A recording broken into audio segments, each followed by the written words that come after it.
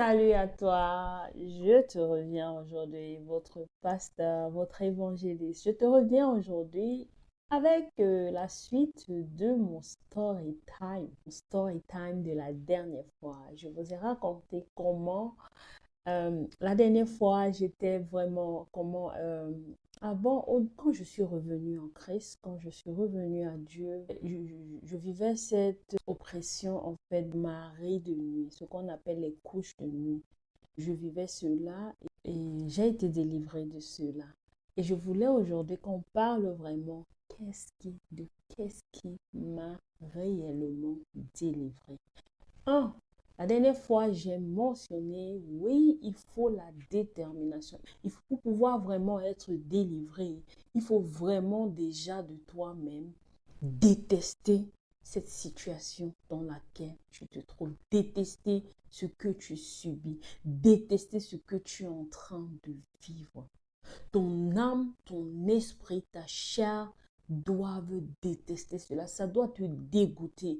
Au point où quand tu penses à ça, c'est comme si c'est les caca. Tu dois arriver à ce niveau où tu dis, je ne veux plus de cette situation. Et quand tu dis, je ne veux plus, ce n'est pas seulement la bouche, mais c'est ton corps, ton âme, ton esprit qui doivent parler, qui doivent vraiment développer vraiment ce mépris, ce dégoût pour cette chose, pour cette situation que tu subis. Aujourd'hui, je vais mentionner un point très culminant. Qu'est-ce qui m'a délivré? C'est Jésus.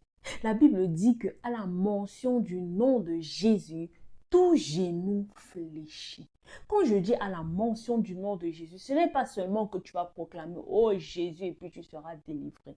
Mais la mention du nom de Jésus, quand ton corps, ton âme, ton esprit vont mentionner, vont se fusionner pour mentionner le nom de Jésus et croire vraiment au nom que tu es en train de mentionner et croire vraiment à la puissance du nom de Jésus. Tout genou va fléchir et toute langue va confesser que Jésus est Seigneur. Revenons à mon story time.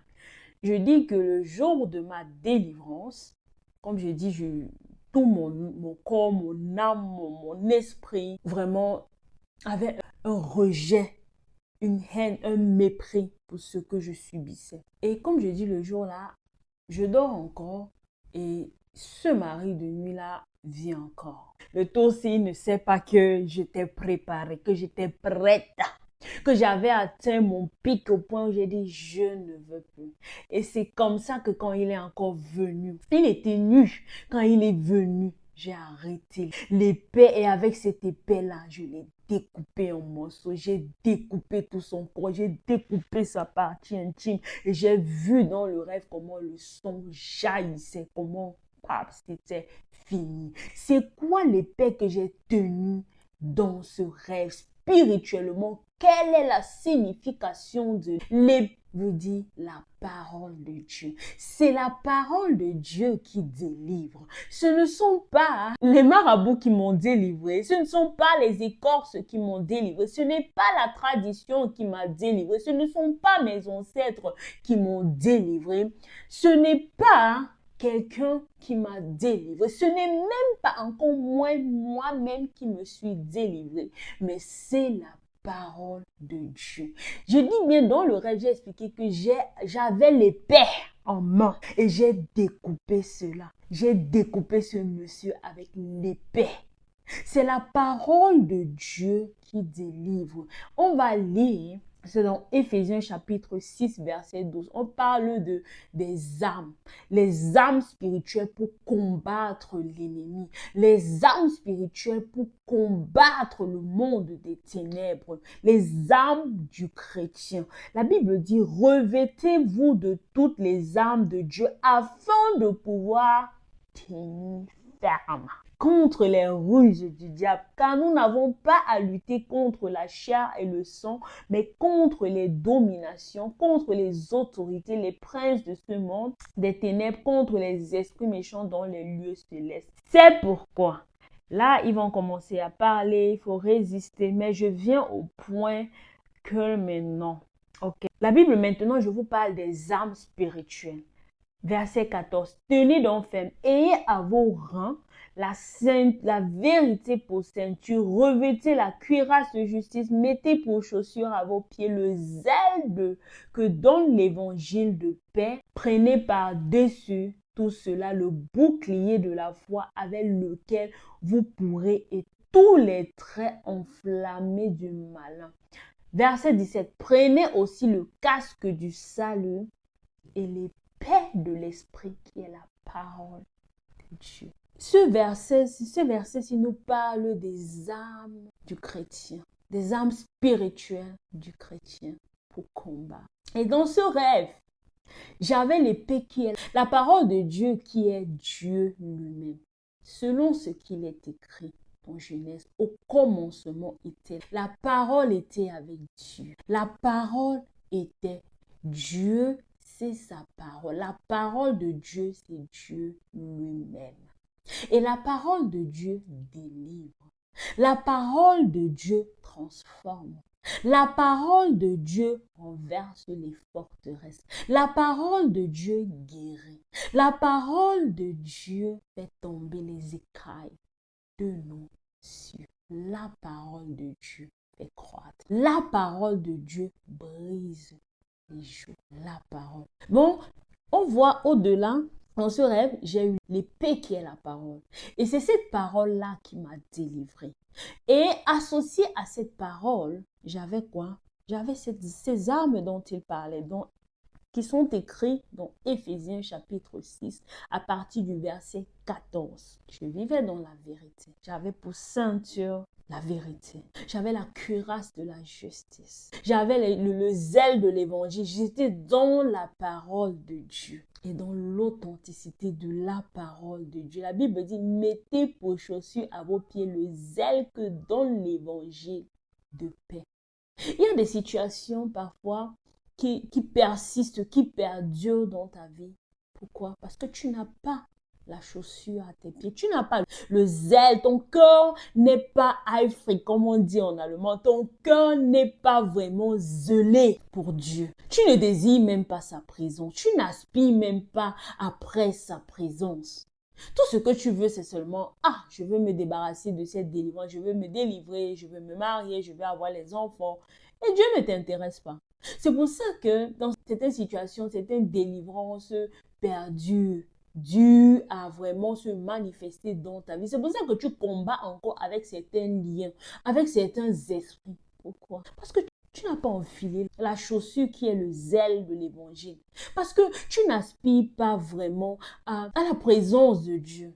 Parce que tu ne passes pas ton temps vraiment dans la présence de Dieu, à le louer, à l'adorer. Parce que dans la présence de Dieu, qu'il pleuve, qu'il neige, c'est juste une question de temps, tu vas vivre ta délivrance au nom de Jésus. Et il y avait encore un point important ici, le bouclier de la foi. D'aucuns, ils ne sont pas délivrés. Pourquoi? Parce qu'ils n'ont pas la foi. Tu sais, il y a un certain niveau de foi que quand tu atteins, même Jésus lui-même, il s'assoit encore comme s'il dit, waouh, ce genre de foi, si je n'ai jamais rencontré cela.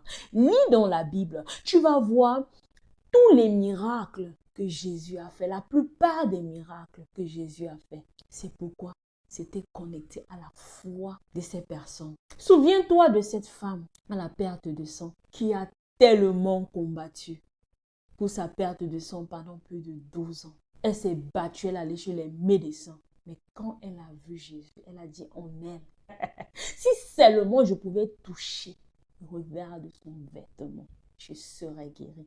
Sa foi l'a guérie. Elle a touché un vêtement simple. Un vêtement comme ceci-là, simple. Elle a seulement touché le vêtement de Jésus. Et elle a été guérie. Souviens-toi de cette femme qui appelait Jésus. Jésus, viens secourir mon enfant. Jésus a dit non. Je ne suis pas appelé pour vous. Je suis appelé pour les Israélites. Et elle dit non. Jésus a dit que mon pouvoir, mon appel, ce n'est pas pour vous. Je ne peux pas prendre la nourriture de mes enfants pour donner aux chiens. Et cette femme-là a dit quoi?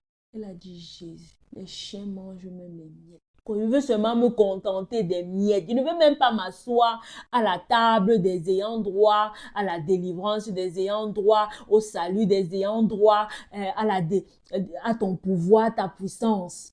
Pardon, je veux seulement les miettes. Même si je me couche seulement au sol là, je veux seulement les miettes. Je veux seulement même être esclave, mais pardon, délivre. Sauve ma situation, comprends ma situation, délivre ma fille, sauve ma fille.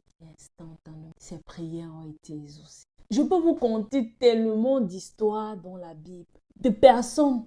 Jésus n'était même pas sur le chemin de les guérir. Comme la femme à la perte de sang, Jésus n'était même pas sur le chemin d'aller guérir cette femme-là. Sa préoccupation était sur le chemin d'aller guérir un autre homme qui était venu le voir. Pour dire, Seigneur, ma fille est là-bas, elle a tel problème, viens sauver mon enfant. Et c'est comme ça là que Jésus, sur le chemin d'aller accomplir une autre mission, une autre femme vient recevoir son salut, recevoir sa délivrance. Pourquoi? À cause de ça. Il y a certaines délivrances que toi, tu ne vas pas, ou bien tu es encore en train de bagarrer avec. Pourquoi? Parce qu'il y a une certaine foi en Dieu que tu n'as pas encore développée. Et Dieu est en train de t'éprouver. Il est en train de t'enseigner que je veux que tu atteignes ce niveau de foi. Tu es certes là, tu pries tous les jours. Tu es certes là, tu pars à l'église tous les jours. Tu suis les programmes à gauche, à droite, monter, descendre. Mais ta foi n'est pas encore au niveau où ça doit être là. Tu n'es pas prêt à te appeler, à te refuser pour Jésus. Tu n'es pas prêt à mettre ta volonté en arrière pour laisser la volonté de Dieu en avant. Cette foi, ça te manque. C'est pour ça que tu es encore dans cette situation. C'est pour ça que ta situation malheureuse l'a perdue à cause de ce manque de foi que tu as en toi et que tu es tellement conscient. Dieu lit à notre cœur. Dieu, nous croyons parfois que nous sommes trop sages devant Dieu, mais notre sagesse, c'est tellement vaine devant Dieu. Dieu, quand il te regarde, il connaît tes pensées, il connaît ton cœur. Peut-être ton pasteur ne va pas connaître. Peut-être même tes frères, tes sœurs à l'église ne vont pas connaître. Peut-être même tes parents ne vont pas connaître. Mais Dieu connaît. Il connaît tes pensées, tout ce que tu fais dans le secret. Tout ce que tu fais dans le secret, Dieu connaît. Tout ce que tu as dans ton cœur, Dieu connaît. Tes doutes, il connaît. Alors, quand tu viens dans la présence de Dieu, sois sincère. Même si c'est que tu as peu de foi, sois sincère avec Dieu. Seigneur, je crois, mais fais grandir ma foi. Dieu, c'est un Dieu compatissant. Il est un Dieu miséricordieux. Et la Bible dit aussi, il faut le casque du salut. Il faut le casque du salut. Avoir accepté Jésus comme son sauveur et son Seigneur et vivre vraiment ce salut-là. Manifester ce salut-là ici, cette terre. Et la Bible nous parle encore de l'épée de l'esprit qui est la parole de Dieu. Et il dit encore que faites en tout temps par l'esprit toutes sortes de prières et de supplications. La prière. Beaucoup prier. Faites toutes sortes de prières et de supplications. Donc je veux te dire, si tu bagarres encore avec cette situation, si tu es toujours triste, tu bagarres avec cette maladie, avec cette dépression, avec cette situation dans laquelle tu te trouves et quand tu penses à cela, tu es tellement triste, tu dis, oh, je loue Dieu, mais Dieu, tu es où dans cette situation? Entre dans ce verset biblique, Éphésiens 6, il dit, Dieu, parle-moi. Et toi-même, fais une rétro-inspection de ta foi, de ta relation avec Dieu. Fais une rétro. Où est-ce que tu es avec Dieu? Est-ce ton manque de foi qui est en train d'empêcher ta délivrance, d'empêcher ton breakthrough, d'empêcher ta percée? Est-ce peut-être que tu n'as pas le zèle de l'évangile? Tu crois, mais bon, tu n'es pas vraiment engagé pour l'œuvre de Dieu. Est-ce que tu n'as même pas encore reçu Jésus comme sauveur et ton Seigneur, tu n'as pas le casque du salut? Est-ce peut-être parce que tu ne pries pas assez? Ça, ce sont des points d'interrogation. Est-ce aussi peut-être parce que tu n'as pas la ceinture de la vérité? Tu ne connais même pas la parole de Dieu, tu mens beaucoup. Ou bien est-ce parce que Tu ne t'es pas encore revêtu de la cuirasse de la justice divine. C'est à toi de faire cette rétro et de prier que le Saint-Esprit illumine ton cœur. Fais tomber les écailles de tes yeux pour que tu puisses voir la façon dont tu vois. Pour que tu puisses discerner quel est ton problème. Pourquoi tu n'avances pas dans ta vie? Pourquoi tu es toujours dans cette situation? Pourquoi les autres avancent mais pas toi? Pourquoi est-ce que tu te lamentes toujours? Pourquoi est-ce que toujours toi, dans cette situation, tu pries, mais rien? Assois-toi et questionne. Aie une conversation très sincère avec Dieu, avec le Saint-Esprit. La Bible dit que Dieu parle tantôt d'une façon, tantôt d'une autre. Cause avec le Saint-Esprit, la personne du Saint-Esprit. Et elle va te répondre très sincèrement. Et quand tu vas prier, dis à Dieu, Seigneur, aide-moi.